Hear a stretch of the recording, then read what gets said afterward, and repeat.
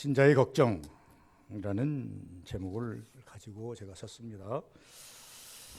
오늘 본문은 공관복음으로서 여러 성경의 마태복음 26장이나 누가복음 22장이나 요한복음 14장 말씀 속에 다 비슷비슷하게 기록된 공관복음의 말씀, 복음서에 있는 말씀입니다. 그래서 신자의 이제 걱정이라고 이제 제가 제목을 한번 잡아 보았는데, 성경에는 이제 걱정이라는 제목인데, 성경에를 보면 신앙인들이 보면 염려하지 말라, 걱정하지 말라, 두려워하지 말라, 놀라지 말라, 이렇게 성경은 여러 군데에서 우리에게 가르치고 있는 것이 너무나도 많습니다. 그럼에도 불구하고 우리가 한 번쯤은 걱정해 봐야 할 일들이 있지 않겠나. 이것은 부정적인 측면이 아닙니다. 긍정적인 측면에서 우리가 걱정해야 할 일들이 있지 않나. 이것도 한 번쯤은 우리가 이제 드러내놓고 이것이 왜 우리가 걱정해야 되는가 라고 하는 그런 문제를 한번 봤으면 좋겠다. 성경에 보니까 너희를 이리때 중에 양 같은 너희를 내가 걱정한다. 예수님께도 걱정하셨더라고요. 무엇을 걱정했습니까? 너희는 양인데 너희를 둘러싸고 있는 모든 그 환경은 이리떼들이 우글거리니 양은 이리에게 잡혀 먹히는 것이 아니겠습니까? 혹시 새 속의 물길에 너희들이 쓸려갈까, 먹힐까? 이제 물질 만능의 시대에 물질에 너희들이 매몰될까? 그리고 이 환경과 기후가 아주 열악한데 이런 곳에 너희들이 물러설까, 먹힐까? 심히 염려스럽다라고 하는 것입니다. 꼭 양에게 있어서 일이라고 하는 것은 비유적인 것이지 꼭 일이만이 이야기하는 것은 아닙니다. 우리 환경이, 우리는 신앙인으로서 정말로 믿음으로 살려고 애쓰는데 우리 믿음을 빼앗아버리는, 우리 믿음을 이제 사멸시켜버리는 일들이 우리 주위에 너무 많이 있다. 이것을 우리에게 지금 경고적으로 예수님께서 하신 것을 볼 수 있습니다. 우리는 코로나19 시대, 팬데믹 시대라 그러죠. 이 시대에 참 모든 교회들이, 어저께는 보니까 작년에는 이제 성탄절 예배도 제대로 드릴 수가 없었고 성부 영신 예배도 드릴 수가 제대로 없어서 참 암울했는데, 올해는 그래도 조금 열어주어서 한 자리에 모여서 성도들이 같이 예배를 드리고 또 할 수 있어서 성도들이 좋아하는 그런 모습들을 이제 방송을 통해서 하는 것을 보면서 그래도 조금은 열어주었구나. 그리함에도 불구하고 우리에게는 암울한 것이 무엇이냐 그러면 교회마다 코로나19 시대 이전에 그 모형은 찾아보기가 힘들다. 회집하는 것도 찾아보기가 힘들고 또 모든 사람들의 가지고 있는 열정을 내고 싶어도 우리는 자꾸 옆에서 주위의 환경 때문에 낼 수 없는 여건이 되고, 이러한 문제들을 생각하면서 아마 예수님께서 말씀하시기를 너희를 보냄이, 너희를 세상에 세움이 양을 이리 가운데 세우는 것과 같도다. 무슨 환경이, 무슨 문제가 너희들을 삼켜버릴지, 너희들의 신앙을 갉아먹을지 내가 심히 염려한다. 이렇게 말씀하고 있습니다. 더 나가서 빌립보서 2장 11절 보니까 두렵고 떨며 구원을 성취하라고 합니다. 이 말은 한마디로 말씀하면 신자의 걱정 속에 하나는 지옥 갈까, 내가 예수 열심히 믿었는데 예수 믿으면 천국 가는 것이 옳은 정답이 아닙니까? 그런데 지옥 갈까 염려하라고 바울은 우리에게 경고하는 것을 볼 수가 있습니다. 고린도전서 9장에 보니까 내 몸을 복종시켜 신앙생활을 해라. 이 말씀은 무슨 말인고 하니까 하나님의 말씀에 순종하지 못할까, 이렇게 걱정을 하는 겁니다. 걱정할 것이 많이 있더라고요. 보니까 신앙인으로서 제가 서부대에 말씀드렸습니다. 부정적인 생각에서 걱정이 아니라 긍정적인 믿음에서 우리는 걱정을 해야 되는데, 그 긍정적인 걱정에서 믿음이 어떤 것이냐 라고 한다면 우리가 세상에 먹힐까 걱정을 해야 되고, 우리가 지옥 갈까 우리가 염려하고 걱정을 해야 되고, 바울이 말한 것처럼 내가 하나님의 말씀, 내 자영자재, 내 마음대로 살다가 하나님의 말씀대로 살지 못하고 순종하지 못할까 걱정해야 된다. 성경은 이렇게 말씀하고 있고, 베드로 전서를 보니까 베드로 사도는 이렇게 말합니다. 마귀의 포위 속에서 사단에게 먹힐까 내 염려한다 라고 합니다. 이 말씀을 전체적으로 다 종합해 보면 주님과 바른 관계를 위해서 살아가는 우리에게 근심, 걱정, 주님과 바른 관계를 위해서 우리는 좀 더 근심도 하고 걱정도 하고 조심도 해야 할 이유가 있다라고 말씀을 하고 있는 것을 볼 수가 있습니다. 그러므로 빌립보서 1장 20절 이후에 보니까 바울 사도는 이렇게 말합니다. 그러므로 내가 살든지 죽든지 다 하나님의 내 몸에서 하나님의 존귀를 나타내고자 함이니라. 그래 염려를 했더라고요. 오직 내가 사는 것이 주님의 은혜요 죽는 것도 주님의 은혜인데 내가 사나 죽으나 내 몸에서 그리스도의 존귀가 나타나면 좋겠는데 그것을 염려한다. 혹시라도 하나님께서 나를 통해서 10개를 요구했으면 10개를 전부 다 보여드려야 되는데 내가 하나를 까먹어버리고 9개만 보여준다고 한다면 하나님이 어찌하실까?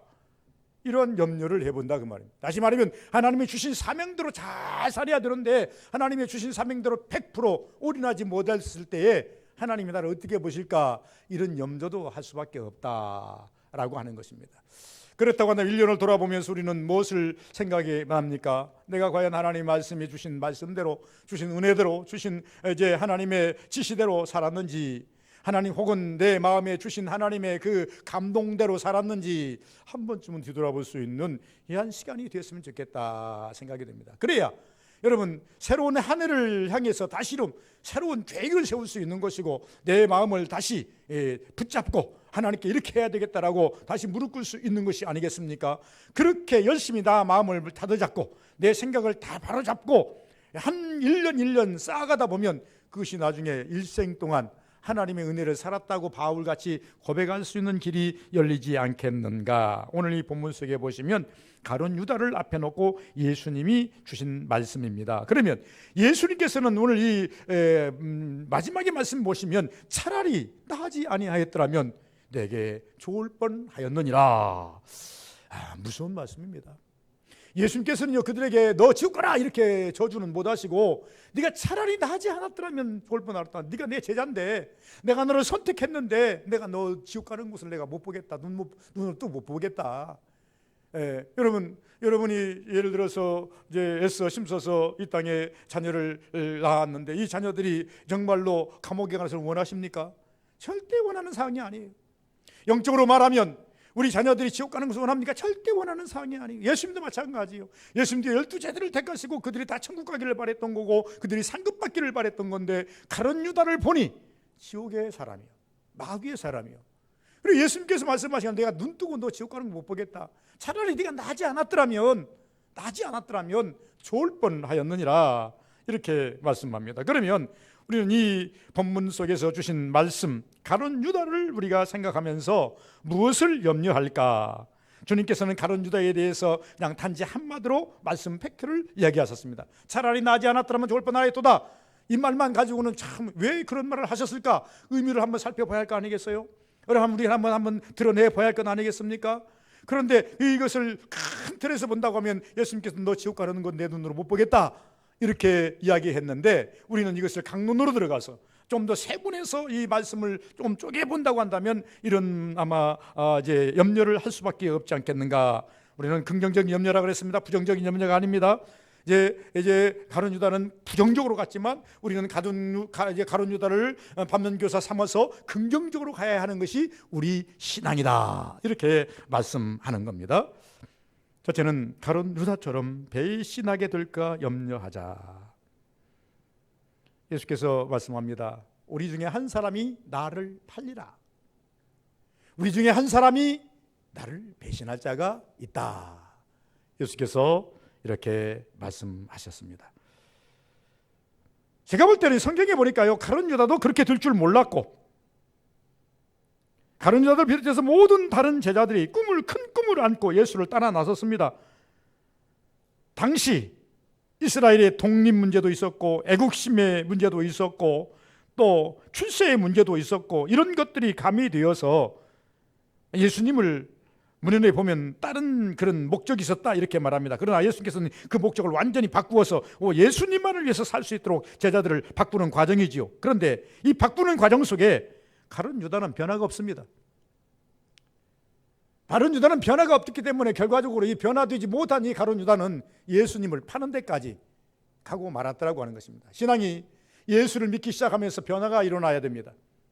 내가 육의 사람, 영의 사람으로 변화가 일어나야 되고 그리고 더 충성된 사람으로 변화가 일어나야 되고 더 큰 믿음을 가지는 사람으로 변화가 일어날 때에 하나님께서는 그를 들어서 쓰시고 그에게 은혜와 축복을 허락하시는 것을 볼 수가 있습니다.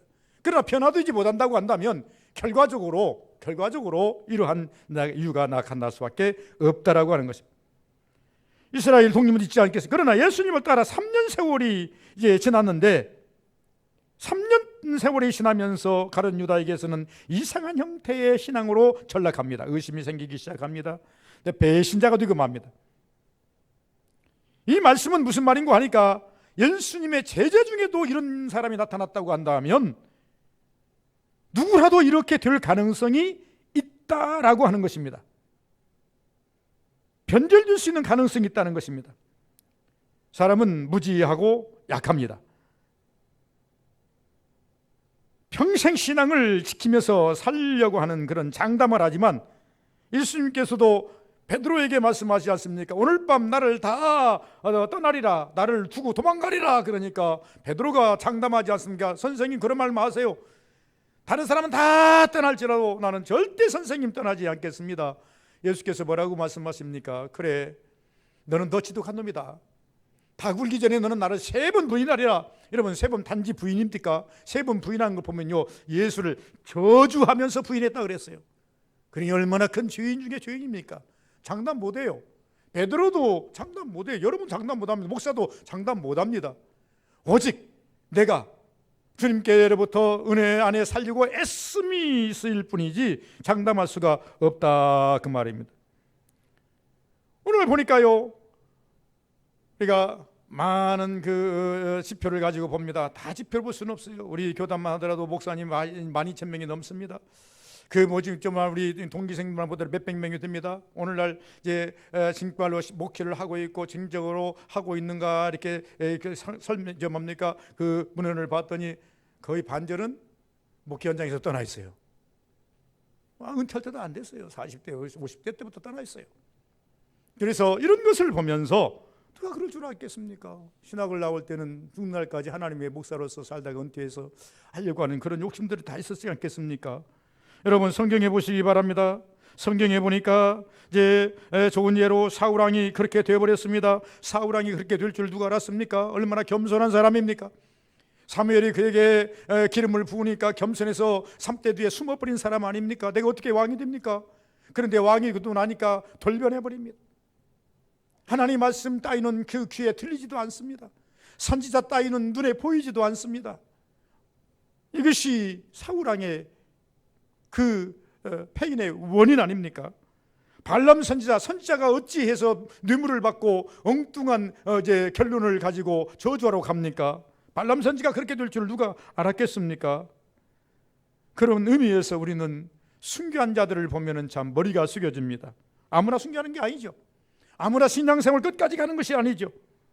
그러므로 우리에게 있어서 제자들처럼 여러분 이 12제자를 예수님께서 선택하셨어요. 12제자를 선택했는데 이 전설에 의하면 12제자들이 전부 다 순교했다고 합니다. 가룟 유다는 그에 빠지고 다시 다른 제자가 그 안에 들어가지 않습니까? 예수님께서 12제자를 선택하신 이유가 무엇일까요? 순교의 반열에 서기를 원했는데 순교의 반열에서 유다는 배신자가 되어버렸습니다. 그리고 난 다음에 다른 사람들은요 그리스도를 위해서 같은 죽음이나 순교의 죽음을 죽지만 가룟 유다는 자살을 해버립니다. 죽음은 똑같은 죽음이에요. 그런데 그 죽음의 그 의미는 180도 달라요. 지옥의 행위를 가지고 있었던 가룟 유다는 자살해서 자기 생을 끝내버리고 11제자들 가룟 유다와 같이 일했던 11제자들은 적어도 하나님 앞에서 죽는 그날까지 내 스스로 죽는 것이 아니라 그 사람들이 노마의 법에 의해서 죽는 그날까지 복음 증거하다가 예수 증거하다가 하나님께 갔다 그럼 그 결과를 어떻게 하나님께서 받아들였을까요? 그래서 예수께서 말씀하십니다. 차라리 나지 않았더라면 좋을 뻔 알았도다. 내가 너 12를 택한 것은 너희들이 내가 앞에서 복음을 증거하다가 순교하여서 그 영광의 멸류관을 받기를 원하는데 그 한 사람은 지금 지옥을 향해 가고 있구나. 그래서 가룟 유다처럼 배신하게 걱정할까 두렵다. 여러분 신앙이라고 하는 것은요 목사가 강요해서 드는 게 아니고 누가 부모가 강요해서 드는 게 아니고 여러분 누가 강요해서 드는 게 아니라 내 스스로 내 마음을 일으켜야 됩니다. 내 마음을 일으키면서 하나님께 뭐를 자꾸 타지해야 됩니까? 주님 나는 주님 떠날 수 없어요. 천국 그날 가는 그날까지 나는 하나님 아버지여 주님, 내가 하나님 아버지여 주여 떠날 수 없어요.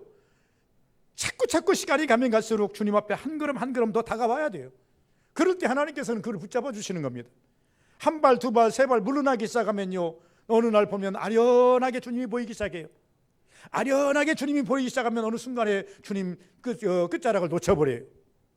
주님 끝자락 놓친 자에게는 참 황망함만 있을 뿐이다라고 하는 것입니다. 두 번째는 가룟 유다와 같이 은혜와 사랑이 마귀의 시험의 기회가 될까 두려워하자라고 하는 것입니다.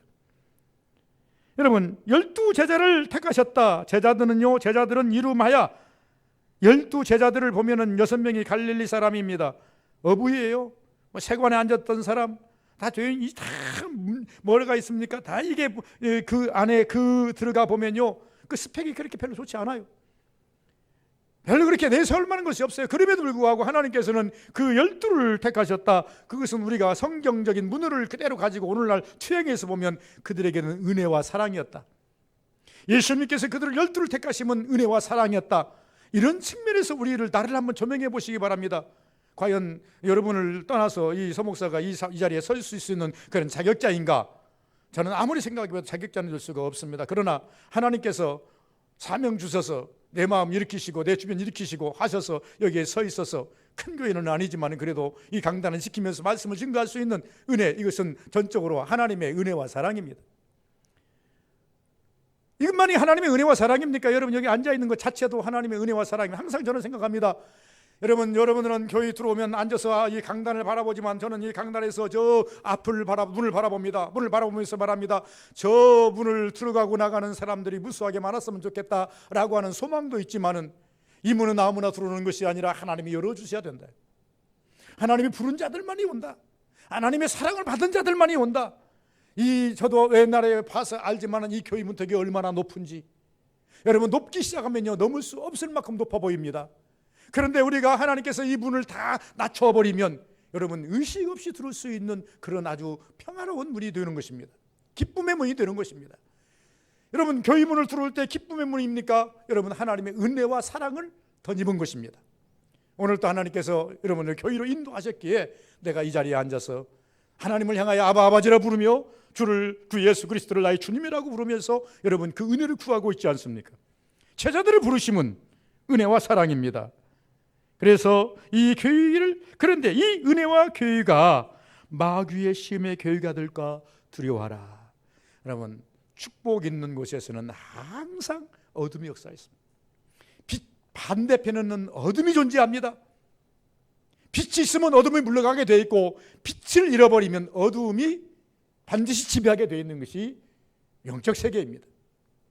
하나님을 모신 곳에서는 사탄은 뒤로 물러가겠지만은, 그러나 하나님을 잃어버린 신앙인에게는 어둠이 지배를 당할 수밖에 없는 것이 구조적인 것입니다. 그래서 누구도 피할 수가 없다. 그래서 마귀의 시험이 될까 두려워하라. 예수님께서는 가룟 유다에 대해서 끝까지 사랑하고 관대하고 용서하고 인내하면서 참고 기다리셨습니다.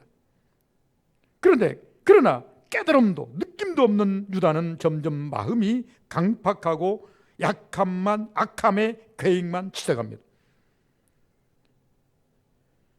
오늘날 우리가 천벌을 받지 아니하면 하나님의 사랑이 있다라고 하는 것을 제가 말씀을 드렸습니다.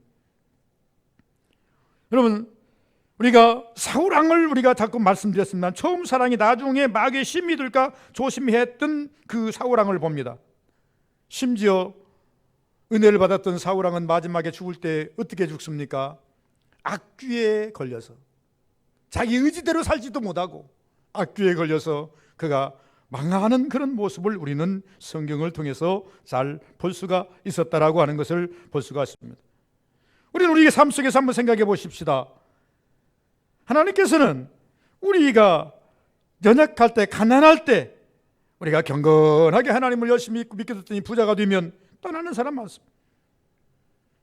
어떤 사람은 병들었을 때 하나님을 참 손이 타졌는데 어느 순간에 그것이 올무가 되어서 결국은 건강 잡고 난 다음에 하나님을 떠나는 경우도 없지 않아 있습니다. 성경은 우리에게 이 오늘 본문 속에서 무엇을 말하는가 하니까, 은혜와 사랑을 너희들이 받았는가? 천국 가는 그날까지 그것을 보존하라는 겁니다. 천국 가는 그날까지 그것을 잊지 말라는 것입니다. 그래서 계시록에 보니까 너희들이 처음 사랑을 어디서 잃어버렸는가를 찾아서 거기서부터 다시 시작하라. 미션이에요. 우리에게 주신 숙제입니다. 잃어버릴 수도 있어요. 잃어버릴 수 있다는 것을 전제로 합니다. 그러므로 너희들이 처음 사랑을 어디서 잃어버렸는지를 다시 뒤집어서 찾아서 거기서부터 시작해라. 예수님께서 12살 되던 해에 예루살렘에 올라가셨습니다. 6월절이 됐어요. 6월절을 지키기 위해서 온 가족이 다 올라갔어요. 그리고 난 다음 그 부모들이 이제 6월절이 끝나니까 집으로 가야 될 거 아니겠습니까? 집으로 가야 되는데 가다 보니까 아이가 없어요. 그러니까 묻습니다. 친척들한테 묻습니다. 아는 사람에게 묻습니다. 내 아들 예수 못 봤는가? 못 봤는데. 내 아들 못 봤는가? 못 봤는데. 하루 길을 내려오다가 잃어버렸어요. 3일 길을 뒤집어서 올라가 봤더니 예수님이 어디 계세요? 예루살렘 성전에 계세요. 시작에 거기 근본이 있더라는 겁니다. 그것을 예수님께서는 먼 훗날 이제 계시록에다가 이제 사도 요한을 통해서 말씀합니다. 너희들이 처음 사랑을 잃어버린 그 근원을 어디서부터 찾는 것이 좋으냐? 잃어버린 그 장소, 그 시점부터 찾아라. 그리고 거기서 다시 시작하라. 신앙이라고 하는 것은 빼먹고 할 수가 없는 거다. 이렇게 우리에게 말씀했다 그 말입니다. 그래서 우리는 마귀의 시험에 기회가 될까 걱정해야 된다는 것입니다. 세 번째는요, 우리가 주님 등지고 가는 가룟유다의 밤길을 걱정해야 됩니다. 오늘 이 본문이나 다른 본문에 보면 그렇습니다. 모든 제자들이 나와 오늘 밤 나를 누가 배신할 자가 이 중에 있느니라. 이 중이라 해봐 12밖에 안 돼요. 그러니까 서로 얼굴을 쳐다봅니다. 쳐다보고 난 다음에 난감해합니다. 그리고 선생님 예수님께 물어, 선생님 혹시 나예요? 혹시 나예요? 혹시 나예요? 라고 이렇게 물어봅니다. 혹시 나예요? 혹시 그러니까 자기가 지금 얼마나 낭망하겠습니까? 그런데 가룟 유다는 바꿔서 말합니다. 나는 아니겠지요. 나는 아니겠지요. 성경 한번 읽어보시기 바랍니다. 다른 제자들은 말하기를 선생님 납니까? 그가 납니까? 그가 납니까? 그래서 자기를 살피면서 물어보는데 가룟 유다는요 이미 계획을 가지고 있기 때문에 그렇게 못 물어보고 나는 아니겠지요. 그러니까 예수께서 뭐라고 그러세요? 그래 오늘 시간 나와 손을 예수님께 세족시켰잖아요. 나와 발을 담그는 그가 그니라. 그러니까 아무 때나 물어보는 것이 아니라 예수님께 세족식을 하니까 세족식 앉아가지고는 참 물어보는 거예요. 선생님 나는 아니죠. 예수님 발 씻겨주면서 너는 아니야. 그런데 가룟 유다는 딱 가서 발을 내밀고 씻김을 받으면서 선생님 나는 아니겠죠. 이렇게 이야기합니다. 그러니까 예수님께서 뭐라고 그러세요? 오늘 지금 나와 발을 담그고 있는 자가 손을 담그고 물에 세트에 담그고 있는 그니라. 간접적으로 얘기해 줘요. 그리함에도 예, 그러면서 그 끝나고 난 다음에 말합니다. 형제여, 야 제자여, 네가 하고 싶은 일을 해라. 뭐 그리고 있어요. 다시 보니까 예수님께서 가만히 보니까 이제 발까지 다 씻겠어요. 발까지 다 씻겠는데 지금 가룟 유다가 지금 어디로 가야 됩니까?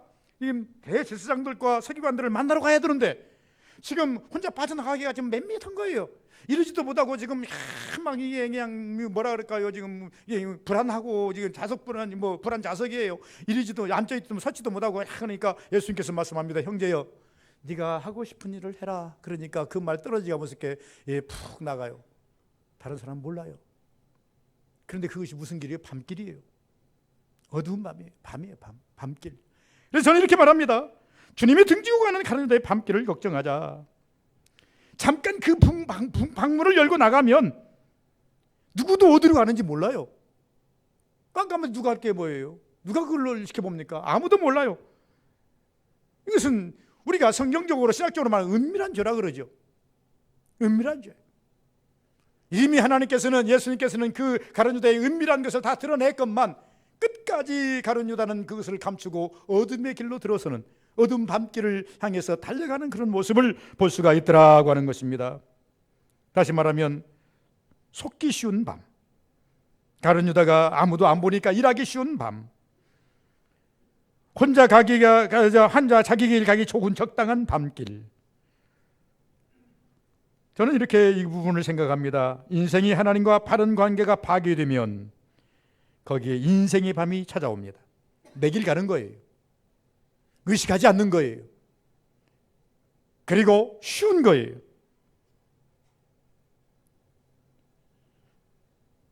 우리에게 있어서 인생의 밤길이냐 광명의 밤길이냐 걱정하면서 밝은 길 가는 것이 우리의 모티브가 되어야 될 것 아니겠습니까? 이스라엘 백성들이 광야를 나왔을 때에 하나님께서는 밤에 왜 불기둥으로 그들에게 비추셨을까? 밤길 조심하라는. 밤에는 무엇이 너희들을 갖다가 삼켜버릴지 모르니 예수님 하나님께서 이스라엘 백성 진영원에 불기둥을 두어서 그들로 하여금 답을 밝혀서 어둠을 물리쳐 주셔서 빛 안에 거하라고 주신 것입니다. 예수님이 이 땅에 오신 것은 요한복음 1장에 보니까 세상에 빛이 왔으니 이 빛에 대해서 사람들이 아는 사람이 없다 그랬습니다. 태초에 빛이 있었다. 이 빛은 예수인데 예수가 이 땅에 오셨으나 그 빛에 대해서 사람들이 관심도 없어요. 그런데 성경은 또 12절 가니까 하나님 믿는 자, 그 이름을 그 아들을 믿는 자들에게는 하나님의 아들의 권세가 되는 아들이 되는 권세를 주셨다 이렇게 말합니다. 예수 안에 빛 안에 거하기만 하면 하나님께서는 우리에게 주고 싶은 것이 무엇이냐 그러면 천국 주겠다는 것입니다. 우리가 아무나 천국 가는 것이 아니라 여러분 예수 믿어서 우리가 하나님의 자녀가 될 때에 천국 가는 것 아니겠습니까? 그래서 빛 안에 걸어가면 예수님 안에 있으면 어둠의 길 갈 필요가 없다고 하는 것입니다. 마지막 네 번째는요, 하나님의 영광이 되지 못할까 걱정해야 됩니다. 분명히 12제자를 선택한 것은 하나님께서 영광을 받으시려고 하나님께서 택하셨습니다. 그런데 인자는 자기에 대하여 기록된 대로 가거니와 인자를 파는 그 사람에게는 화가 있으리로다. 그 사람은 차라리 나지 아니하였더라면 자기에게 좋을 뻔하였도다. 여러분, 우리가 이제 고린도전서에 보는 말씀과 같이 10장 31절에 보면 그런즉 너희는 먹든지 마시든지 다 하나님의 영광을 위하여 하라. 참 어떻게 보면 목사임에도 불구하고요, 참 어떻게 보면 우리는 일생화가 됐기 때문에 그렇게 큰 의식이 없습니다. 밥 먹을 때 눈 감고 잠깐 기도하는 거, 어디에 잠깐 앉아가지고 묵상해서 하나님 감사합니다 하고 기도하는 거, 또 어느 모임에 가면은 그 모임이 정식적인 모임이든 정식적인 모임이 아니든 야 목사님과 기도합시다, 누구 기도하십시오 하면 또 같이 기도하고 시작하고 일상이 됐기 때문에 그렇게 불편하지 않습니다. 그러나 이것이 내 삶의 일상이 되기까지는 그렇게 쉽게 오지는 않습니다. 바울 사도는 말합니다. 그런즉 너희는 먹든지 마시든지 다 하나님의 영광을 위해서 하라. 체질을 바꾸라는 거. 체질을 바꾸라. 체질상으로 그렇게 바꿔지지 않으면 쉽지가 않아요. 눈치 보여지고 환경 자꾸 눈에 들어오고 그 상황 자꾸 눈에 들어오고 그러다 보면 자꾸 나도 모르게 의식적으로 이게 물러서게 돼 있고 의식적으로 피하게 돼 있고 이렇게 된다 그 말입니다. 그런 사람은 온전히 하나님께 영광 될 수가 없는 거예요. 죽음의 현장에 못 가요. 순교 현장 못 갑니다. 그러나 그 의식을 다 벗어 던진 사람은요, 순교 현장도 갈 수 있어요. 어느 현장도 갈 수 있어요. 내가 그 현장에 가서 어떻게 해야 하나님 영광이 되는가를 알아요. 그래서 감옥도 감옥이 아닌 거예요. 여러분, 성경에서 예수께서 제 12제자를 선택한 것은 앞에서 말씀하신 것처럼 두 가지라 그랬습니다. 어떤 것입니까? 그들이 이 땅에 살면서 선택한 것은 하나님의 예수님의 선택을 받은 것은 일단 천국 백성으로서의 적합한 사람들입니다. 두 번째는 뭐냐면 이들이 열심히 일하고 어디 갑니까? 하나님의 영광의 도구로 쓰임받고 영광의 멸류관을 받을 만한 그런 자격자들을 하나님께서 부르셨습니다. 계시록에 보시면요 24장로가 나옵니다. 우리는 그 말씀을 잘 기억하는 것 같이 구약의 12지파 신약의 12사도 이것이 24장로로 우리에게 각인이 돼서 다가옵니다. 그러면 구약의 12지파는 이제 뭐 야곱의 아들 12지파니까 놔두고 신약의 12사도는 누구냐 그러면 오늘 이 뽑힌 12사도입니다. 그 중에 하나 가룟유다. 내가 그 영광의 자리에 너를 세웠건만 너는 하나님의 영광이 되지 못하고 하나님께 영광을 돌리지 못하고 도리어 나지 않았더라면 내가 눈으로 너 지옥 가는 것을 내가 어떻게 보겠느냐 라고 주님께서 말씀하셨다 그 말. 그러므로 우리는 하나님의 선택을 받으셨습니까? 우리 생명이 얼마나 남았을까요? 어저께 뭐 이제 유키중가를 봤어요. 그분을 보니까 잠깐 뭐냐면 이 사람이 건축공학을 해가지고 나중에 컴퓨터 그래프를 해가지고 사진을 갖다가 이렇게 조명해가지고 가짜와 진짜를 이제 구분하는 그러다 보니 그 사람이 너무 유명하다 보니까 한국에는 없었는데 그 사람이 개척을 했더라고요. 유명하다 보니까 사람의 발걸음이 어떻게 다른가 키가 다른가 이런 거 참 조명해가지고 이제는 수사기법에 쓰임을 받더라고요. 그러면서 당신 트라우마가 없습니까? 트라우마가 없습니까? 그러니까 처음에 있었다는 거예요. 왜 있습니까? 그러니까 모든 자료들을 가지고 오는데 이게 교통사고 난 순간적으로 교통사고 난 그 영상도 가지고 오고 다 가지고 온다는 거예요. 처음에는 참 그게 자체가 보는 때 무섭다는 거예요. 왜 그러냐면 그 사람이 죽는 거 보니까 1초 2초면 끝나더라는 거예요. 그 죽는 사람이 아무 의식이 없겠지만 그것을 바라보는 나는, 그것을 뭐 분석하는 자기는 정말로 그것이 트라우마가 생겨서 고소공포증이 생겼다는 거예요. 고소공포증이 생겨가지고 이게 참 한때는 그렇게 매몰됐다 이렇게 이야기하는 것을 보면서, 야, 우리가 참 죽음이라는 건 찰나 아닙니까? 여러분, 하나님이 살려주시는 데까지 살아야 하는 것이 인생인데, 어떤 사람은요, 제가 이렇게 설명합니다. 공동묘지를 하면 저도 찾기를 즐겨서 지금은 공동묘지를 찾지 않습니다만은, 지금은 공동묘지보다는 낙골당에 가보면은 금방 다 볼 수가 있습니다만, 과거에는 낙골당이 없을 때는요, 공동묘지를 가보면요, 기도로도 가기도 했습니다만, 가보면 거기 보면 전부 다 밑에 비문이 있습니다. 무덤 앞에. 그러면 그 비문들을 보면은 참 어떻게 보면은, 야, 이건 전부 다 나이 드신 어른들 모았을 것이다 생각하는데 그게 아니에요. 어떤 사람 보면요, 뭐 젊은 뭐 10대도 이하 있고, 혹은 이제 10대 이하인 이 0세에서 10대 안에 있는 애들도 있고, 아니 내가 볼 때는 이 무덤이 예를 들어서 한 1000여 개 있다고 한다면 1000여 개 속에 적어도 그런 숫자는 한 10%나밖에 안 되고, 나머지는 전부 다 살 만큼 살고 돌아서 것이다 하고, 눈여기 돌아봤더니 거의 50%는요, 죽음의 50%는 어르신들이고 살 만큼 사신 분들이고, 그 50%는요 아니에요. 그걸 보면서 저는 생각이 났어요. 사신 분들은 왜 사시지만은요, 하나님이 부르시면 가는 것이 인생 아니겠습니까? 여러분, 가룟 유다가 다시 또 이 마무리를 지면서 말합니다. 예수님의 제자들이 제일 오래 산 사람이 누구냐 그러면요, 적어도 예수님이 주전 주후 34년 경에 이제 돌아가신다 이렇게 생각합시다. BC가 갈라지니까 그냥 우리가 역사적인 관점으로만 이렇게 보십시다. 그러면 예수님이 33세에 돌아가셨으니까 예수님이 탄생한 것으로 기점으로 해가지고 BC가 나누고 AD BC가 나뉘니까, 예를 들어서 주후 33년경부터 시작해서 예수님이 돌아가셨고, 그 후에 제자들이 죽습니다. 그런데 어떤 사람은 50년에 20년 정도 더 예수님 죽고 돌아가시고 난 다음에 한 10년, 20년 후에 야고보가 순교를 합니다. 순교를 하고 10년 좀 넘어서 순교를 하고, 그리고 난 다음에 이제 나머지는 쭉쭉쭉쭉 전부 다 순교를 해 가는데 보통 20-30년 안에 다 죽습니다. 근데 이 사도 요한만 적어도 얼마나 사느냐 그러면 약 1세기를 삽니다. 1세기. 그래서 이는요 산순교했다 그러죠. 왜 그렇게 산순교를 했는가? 그건 우리 잘 아시는 대로 반모섬에서 그가 계시록을 써야 되지 않습니까? 그래서 사도 요한이 쓴 성경이 사도 요한복음과 요한 1, 2, 3서와 그리고 난 다음에 요한 계시록을 씁니다. 요한 계시록이 마지막 성경 아니겠습니까? 그래서 하나님께서는 요한 계시록을 쓰게 하기 위해서 사도 요한을 이제 산순교로 데려가십니다. 그러나 그 전에 모든 제자들은 다 죽습니다. 그냥 죽는데 어떻게 죽습니까? 다 순교로 죽습니다. 야고보가 톱으로 키워서 톱으로 썰어 죽입니다. 이렇게 비참하게 죽어갔지만 그러나 오래 살지는 않았습니다. 가룟 유다도, 결론이 있기 때문에 가룟 유다도 조금만 더 인내를 하고 조금만 더 하나님 말씀대로 살았다고 한다면 그 삶이 얼마나 길었겠습니까? 우리는 제가 여기서 말씀드린 건 뭐냐면, 여러분 부름을 받으셨습니까? 하나님의 자녀로 입적을 하셨습니까? 여러분의 의지와 상관없이 하나님께서 부르셨을 것입니다. 여러분의 의지와 상관없이 하나님께서 자꾸 부르시니 교회 나올 것입니다.